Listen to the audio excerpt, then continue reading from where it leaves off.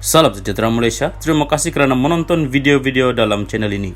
Sebelum kita mula, jangan lupa untuk tekan tombol subscribe, share, like dan komen.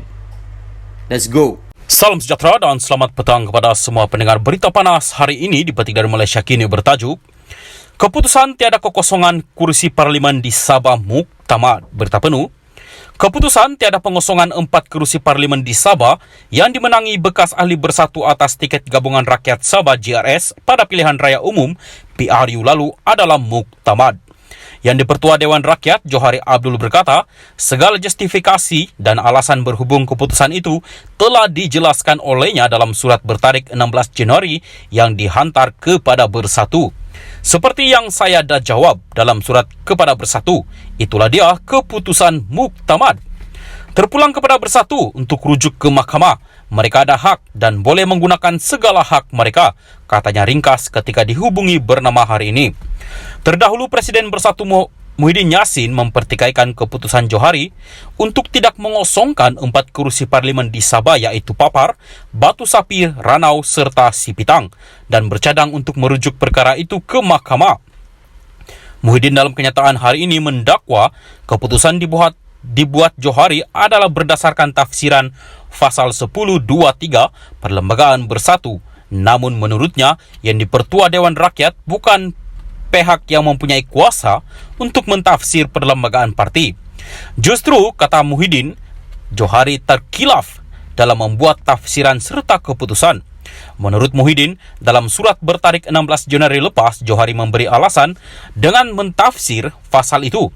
4 ahli parlimen berkenaan menjadi ahli langsung GRS pada 27 Oktober 2022 dan mendapati keahlian mereka dalam Bersatu gugur serta-merta pada waktu berkenaan, yaitu sebelum mereka bertanding dalam PRU ke-15 pada 19 November 2022.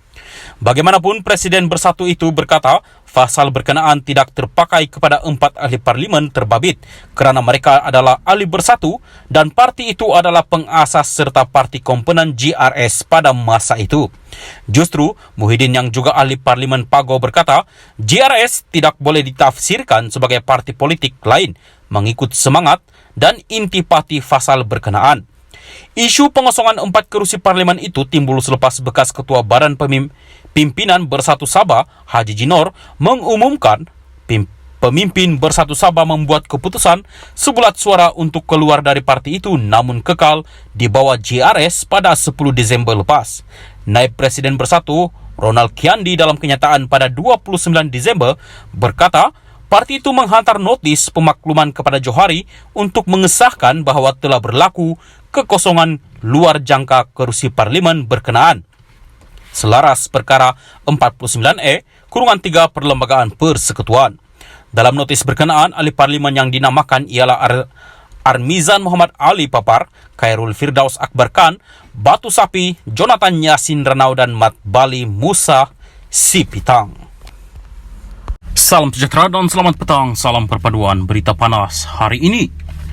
RM 10 bilion boleh diselamatkan dari kebocoran perolehan kerajaan. Anwar. Berita penuh.